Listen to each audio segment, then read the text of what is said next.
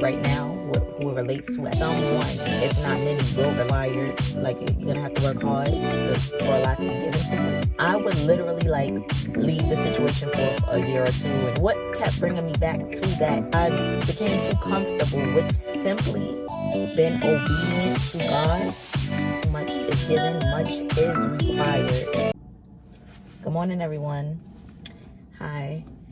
Well, today I'm going to be discussing Luke chapter 12, verse 48. For whomsoever unto much is given, of him shall much be required. The reason is being, me and my best friend, we had a conversation last night, and I was just thinking about like a relationship I was in, like an off and on relationship for about, I would say 12 years, literally, like in and out, off and on. It was no consistency. I would probably say the most we went strong with it being consistent out of those 12 years was probably about 3 or 4 months straight. That was it. It was like never any consistency within that relationship. But so that brought me to, when I thought of to whom much is given, much is required of, I thought about, in the beginning when I first saw that verse and heard that verse, I thought of like only working extra hard, like if we ask for monetary things, we have to work extra hard in order to receive them. But when I thought about it yesterday, I saw it from a different light, because it made me think about, along your journey and your growth, you're going to grow. You're going to encounter different people. Some people are in your life for a reason, and then you have people that come into your life for a season. So I don't know who may need to hear this message, who can it relate to right now, who it relates to at this moment. But God put it on my heart, so I'm pretty sure someone, if not many, will relate to this message. But I learned, to the heights that I'm asking the Most High God to take me, a lot of people cannot go with me. So when I think of to whom much is given, much is required, I'm going to be required to let go of some of my favorite people, which is going to be the hardest thing. You know, as I would say, in the aspect of like working hard, much is required. Like you're going to have to work hard for a lot to be given to you. But I'm imagining now like how hard it is going to be to let go of some of my favorite people, just because they can't go to the heights that the Most High has taken me.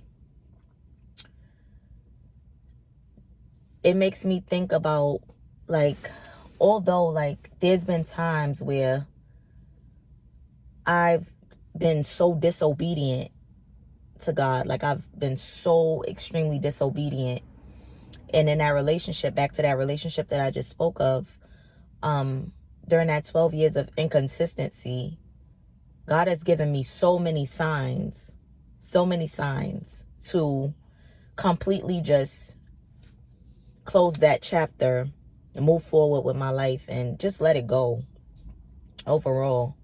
And I kept being so disobedient to him. I kept being so disobedient.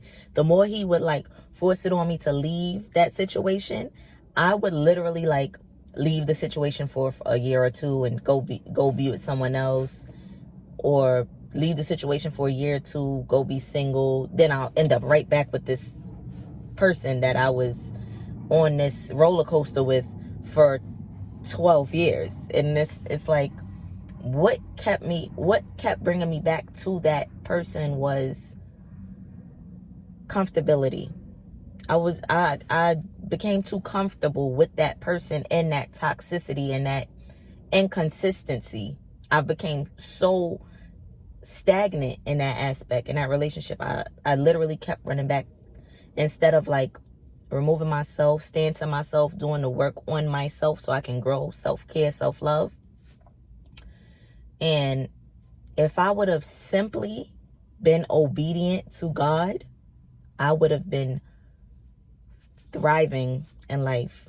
But because the heights that I have to go, that person couldn't come with me, so that person hindered me in my journey. I say that to say this. Yes, to whom much is given, much is required. So you will have to let a lot of people go, even if not a lot. It could be one or two of your favorite people, your best friends, or your best relationship, however you view it, as you just unconditionally loving someone and having to sacrifice and let them go. My best advice, if God is giving you multiple signs to leave, leave. Because the more you go back, the worse it gets. Each time you refuse to be obedient to God and remove yourself, you're going to hurt more and more each time. You'll never be at peace in a relationship that God doesn't want you in. So I'm sending love and light to you all, and I pray that you have a blessed day. Bye now.